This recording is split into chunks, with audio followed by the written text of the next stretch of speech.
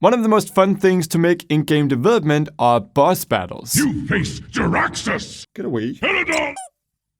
A good boss fight is not only the ultimate test of your player's skill, it can also be a really creative and varied experience that can be divided into multiple stages. Games such as Cuphead or The Binding of Isaac feature traditional multi-stage boss fights, where the boss will enter different states depending on where you are in the fight. The individual mechanics changes from fight to fight, but the overall structure often remains the same. Take for example this fight from The Binding of Isaac. Here the boss starts off stationary, slinging timed attacks towards the player. Then, once the player does enough damage, the boss enters a second stage, he changes behavior completely and he becomes more difficult to fight. And it's classic bosses like these that can be perfectly described using something really cool called state machines. But first, this video is sponsored by NordLocker. When making a video game, you often have to handle and share sensitive information. Whether it's information about your game or user data, it can be very important to keep this safe. NordLocker is a super fast data encryption service that by using ECC helps you take control of your security and privacy. Simply drag and drop files into your encrypted folder and they are secured from the outside world. Their free version offers up to 5 GB storage with unlimited gigabytes to be encrypted. It is compatible with most popular cloud services and you can also share data through email, messaging apps, AirDrop and so on. Get 37% off NordLocker and get an additional 5% off by clicking the link nordlocker.net/brackeys and enter the code brackeys.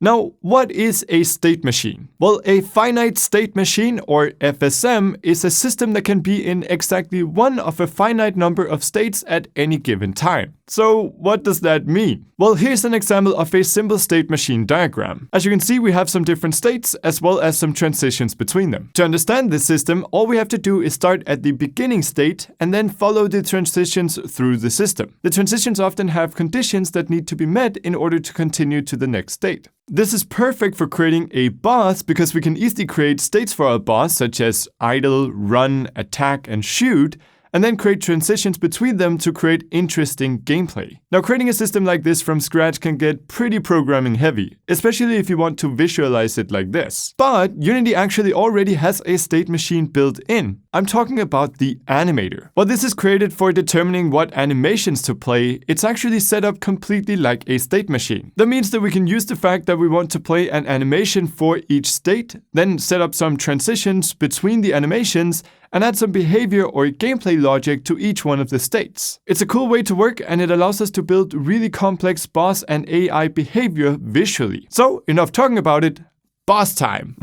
So as you can see, I've gone ahead and set up a quick example scene here, and mostly what we have in here are a few environment sprites as well as a player. And if we go ahead and hit play, we can see that this player can move around, jump, as well as fire some fireballs. And if we have a look at the component that make up our player, you can see that we have a player movement script, we have a prefab weapon script that fires the bullets, as well as some player health. This is currently just static and stays at 100 health, but it will allow us to damage the player later. And of course, all of this stuff is something that we show how to set up in previous tutorials. We'll of course have a link in the description to everything that you see. And for some of the effects, such as the fireballs here, I'm using a free pack from the Unity Asset Store. I'm using this Night Sprite sheet. We'll of course have a link to that as well. And for the graphics, I'm using this player character, which is also free on the Asset Store. And I've actually gone ahead and modified this character a bit in order to create our boss as well. I've just scaled him up a bit and changed the tint of some of the sprites. I've also added some animations for the boss here. So if we go Window, Animation, and open up the animation window, we can preview some of them. As you can see, I have an idle animation, an intro animation, a run animation, an attack animation, and I've also created a few animations for stage 2 of this boss. As you can see, I have this enrage here where he becomes more powerful, and that leads into an enraged run as well as an enraged attack. Now all of this is just sitting there. If we hit play right now, you will see that he does nothing. He just plays an idle animation over and over. But if we look at our boss, I've actually gone ahead and added quite a few components. He of course has the animator that is currently just playing the idle animation. He has a rigid body 2D that is set to kinematic. He has a box collider 2D, as well as 3 scripts. Currently these do nothing, but there are functions here for damaging the boss, attacking the player, and flipping the boss to point towards the player. It's nothing advanced and we'll have a look at them as we need them. Again, all of this stuff is described in other videos. And the final thing that we have in here is just a very quick HP bar up here. As you can see, this is just a UI element called a health bar. If this is something you would like to see a video on, definitely let us know in the comments. Now let's start setting up some different states for our boss. To do this, we want to open up the animator. So we'll go Window, Animation, Animator.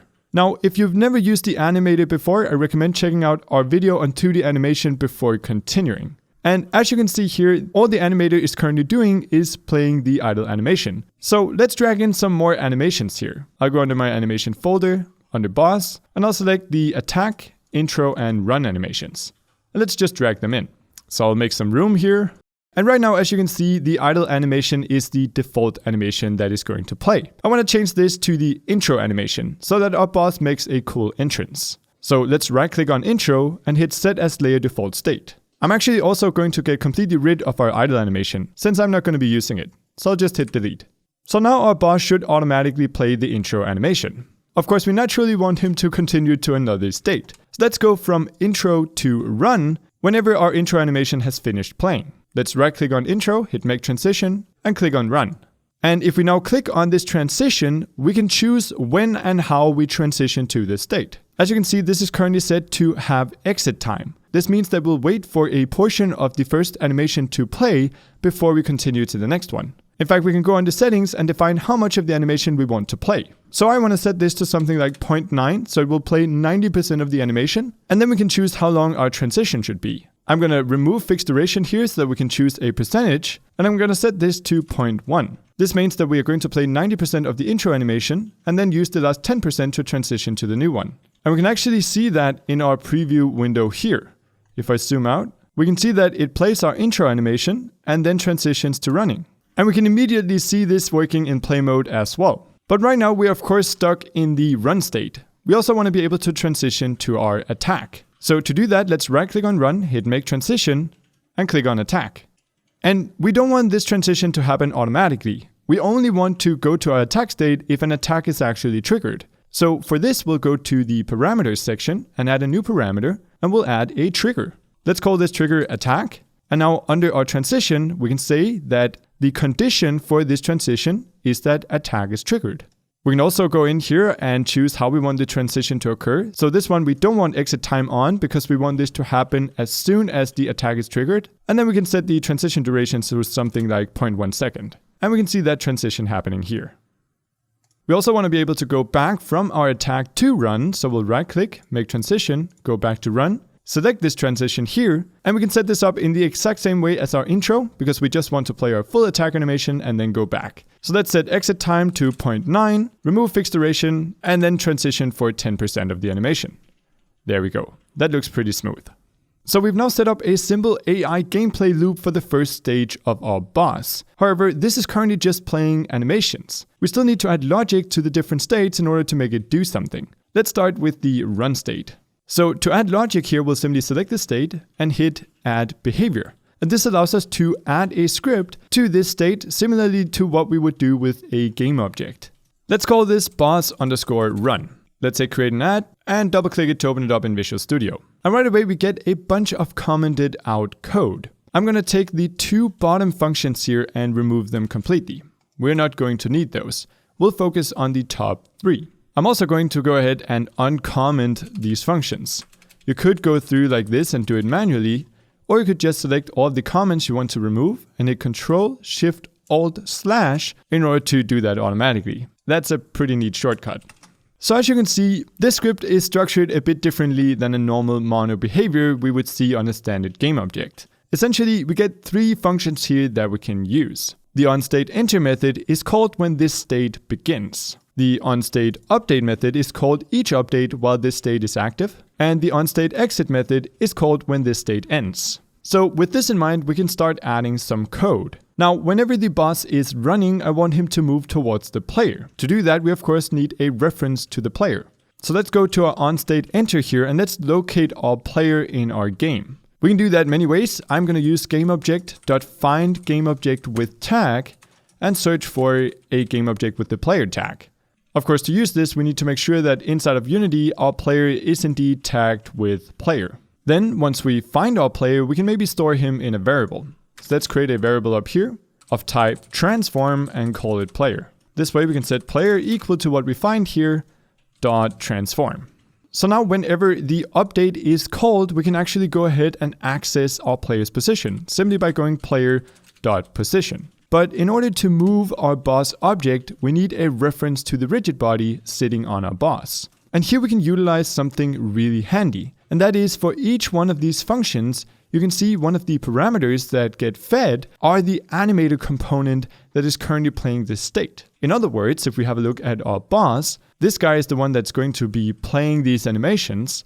And so this animator component we actually have access to. And because that sits on the same object as our rigid body and everything else, we can just use getComponent to find the rigid body next to it. So inside of our code here, we can just go animator.getComponent of type rigid body 2D.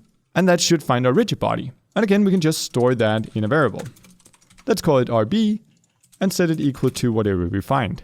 So now we have all our references and we can just add some movement code. I'll just add a couple of lines for this now.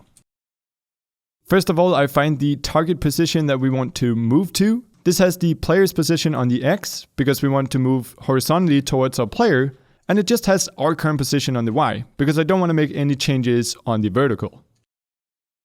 Then I'm using this vector2.moveTowards function, and all this is going to do is move a point from one position, our current position, towards the target position using a certain speed. And we can of course create a variable for this speed like we would with a normal script. So at the top here, let's create a public float called speed that we default to something like 2.5. There we go. Also notice that I'm multiplying with time.fixedDeltaTime here. I actually tried out standard delta time, however I got some weird behavior with that. This has been working much better for me, but I haven't been able to find an official answer to this, so if one of you guys has some information on what is best to use inside of OnState Update, definitely leave that in the comments. So now that we have this new point where we want to move towards, let's just store it in a vector2 and call it our new position. Well, then we can simply set that using our rigid body. So we'll go rb.movePosition and we'll move to our new position. And that should actually work. If we now save this, go into Unity and hit play. As you can see, as soon as our boss goes to the run animation, he's going to start moving towards our player. You'll also notice that if we move to the wrong side of him here, he's not always looking at our player. So to do that, I've gone ahead and created a boss script that sits on the boss himself. And in this script is a function that is responsible for always flipping the boss so that he points towards the player. I'll of course have a link to the script in the description in case you want to use it, or you can make something yourself. But the most important thing is that we can access a function inside of this script from our run state. So let's go boss run. And now in here in our onState update method, we can use again animator.getComponent of type boss in order to find that script and then just call the lookAtPlayer function. And of course we can go ahead and cache this in a variable like we do with the other ones. So we'll just create a boss, call him boss, take this code here and set boss equal to that code. And then down here we can just call boss.lookAtPlayer. That's a lot cleaner and more performant. And as you can see, he flips to look at the player now. Awesome. Of course, currently once he gets near the player, we want him to start attacking. Right now he's just running and running and running. So to do that, let's go inside of our run script once more and let's check our current distance to the player. We can do that using vector2.distance. Here we can check the distance between 2 points. We'll use player.position and rb.position, or the boss's current position. And we then check how great this distance is. And we then say that if this distance is less than or equal to some kind of attack range, again, we'll create a variable for this, well, then we want to go ahead and attack. So let's go up here and let's create another public float. This is going to be our attack range. And let's just default this to 3. And now here, in order to start attacking, we just access our animator and go set trigger attack. This is going to access our attack parameter and trigger it, so we'll transition to the next state. And you would think that this works now, but I've found a bit of weirdness happening sometimes when we set triggers inside of the update method. And that is that sometimes it's kind of setting the trigger more than once. And so once we transition back, it's going to automatically attack again. We don't want that to happen. So just to make sure that we clear this trigger, whenever we exit this state, we'll set animator.resetTrigger on our attack trigger. So whenever we are going to attack, we're just going to reset the state of this trigger. This way nothing janky happens. And if we save this and play, as we can see, once our boss gets close enough, he's going to start attacking. And as soon as we get out of range, he's going to start chasing us again. Awesome. Of course, our boss currently isn't damaging our player. So to do that, we need to add some behavior to our attack state. And we could of course do that by just adding some behavior here, but one of the really cool things about using the animation system is that we can actually trigger functions inside of an animation. This allows us to perfectly time it so that we do damage to the player at the right time of our attack. Now again, I've gone ahead and created a boss weapon script, and this has a public attack function. It looks like this. You can of course create your own attack function that does whatever you want it to do, or just copy mine, that's totally fine. But just note that this function is public, and because of that, we can trigger it from inside of an animation using an animation event. So to do that, we'll find our attack animation here. We'll go to the point in our attack where we want to trigger the event. I think somewhere around here looks pretty dramatic. And we'll go over here and add an event. Now with this event selected, we can go up here and we can select a function. And this shows all of the public functions that are on the same object as our animator. So in our case, we just want to go ahead and select attack. And now, without doing anything else, whenever we play, our boss is going to attack and damage our player if he hits. And if he keeps doing this, well, ultimately our player dies and the scene restarts. Really, really cool. So our states are now working, but it's not really a proper boss fight unless we add a second stage. So let's drag in some more animations. Let's take the enrage, enraged attack, and enraged run and drag all of them in here. And the first thing that I want to do is transition to our enrage animation whenever we are ready to enter the second stage. So let's go ahead and create a parameter that is going to trigger this transition. So let's hit the plus sign and add a boolean. We'll call this one is enraged. And by default, it's going to be false. Then we can create a transition from run to enrage, select this transition, and as the condition, we want to make sure that is enraged is true. We'll also disable exit time and set the duration to 0.1. So now we'll go into our enraged animation, and we could actually add completely different behavior up here than in our first stage. However, just for the sake of simplicity, I'm going to copy kind of the same setup that we have down here, just with faster animations and more damage. So we'll go straight from our enraged to enraged run. Again, we'll do this with exit time. Let's set to 0.9, a duration of 10%, and we can see that working here.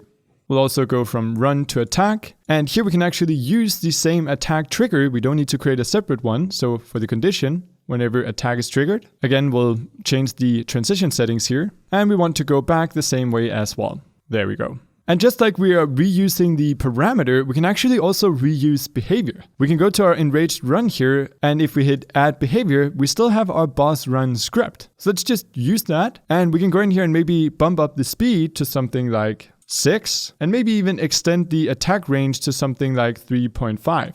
And if we now play this, we can see that our boss is working just fine and normally until we hit is enraged, at which point he's going to play the enrage animation and then start charging after us and attacking us very, very ferociously. Of course, his attack now isn't doing damage again, and that's because we need to go to this enraged attack animation as well.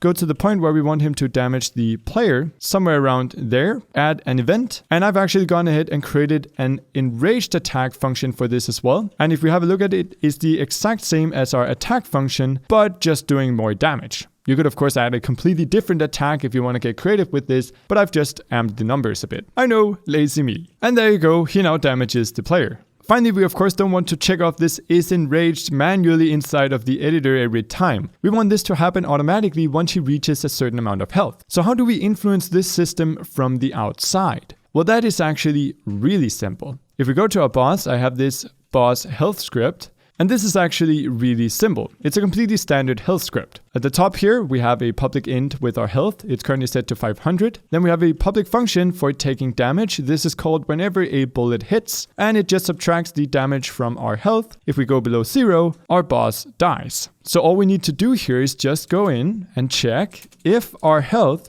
goes below some boundary, let's say something like 200, well then we want to enrage. And we can then call getComponent of type animator dot set boolean is enraged to true. There we go. We are now finding the animator component and setting the is enraged boolean to true. That's really all we need to do. If we save that, go in and play. If you now damage our boss a bunch, he's going to enrage and then start really doing some serious, oh my god, damage. Awesome. Now one tiny thing that we might want to change is that we can currently damage the boss while he's enraging and then kill him. This is not what we want, so let's go ahead and add a quick behavior to our enrage state as well. Let's just hit add behavior, go boss_enrage. Let's hit create an ad and open this up. Again, let's remove the bottom functions and some of the comments. And all we need to do is once we enter this state, we want to become invulnerable. And then once we exit it, we want to be able to damage him again. And inside of my boss health script, I've created this quick boolean called isInvulnerable, and it's false by default, but all it does is that if we try to damage the boss while he's invulnerable, then we just return out and don't do anything. And we can of course control this inside of our state. So on state enter here, we'll go animator.getComponent of type boss health, and we'll set isInvulnerable to true. Then once we exit the state, we'll set it back to false. And that's it. If we now play our game, our boss plays our intro, he charges after us, he tries to attack us, we can damage him a bunch, and once he enrages, we can't damage him until he's done, then he becomes kind of ferocious, and then we can kill him. Woohoo! That's pretty much it for this video. If you enjoyed it, make sure to subscribe and ring that notification bell so you don't miss the next one. Also, don't forget to check out Nordlocker. Get 37% off Nordlocker and get an additional 5% off by clicking the link nordlocker.net/Brackeys and enter the code Brackeys. Also, we'll be taking a break next Sunday for the winter holidays, but we'll of course be back the week after with a new video. On that, thanks for watching, and I'll see you in the next video. Thanks to all the awesome Patreon supporters who donated in December, and a special thanks to Lost of Islands, Love Forever, Samuel, Vili Vietanen, Chris, Faisal Marify, Megan Frazier, Dario Visaggio, Leo Lisette, Daniel Dusanik, Jacob Sanford, Marc-Antoine Girard, Gregory Pierce, Naoki Wasaki, The Mighty Zeus, Addison the Fierce, Yijit Kaya, and Erasmus. You guys rock.